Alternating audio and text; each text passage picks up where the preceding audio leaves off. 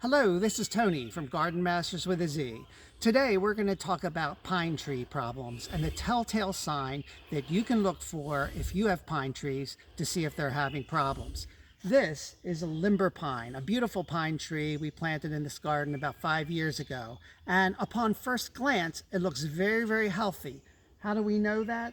Because of these new growths on every branch. These are called candles. Candles represents life. The longer the candle, the more growth on each branch. However, there's a problem that you might not notice on first glance. And what is that?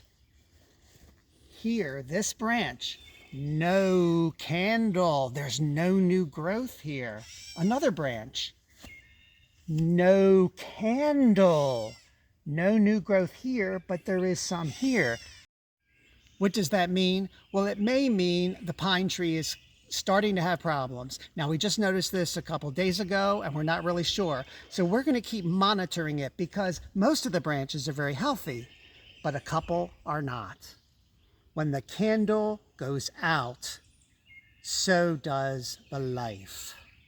To diagnose more plant problems, check out this next video where we talk about scale on plants.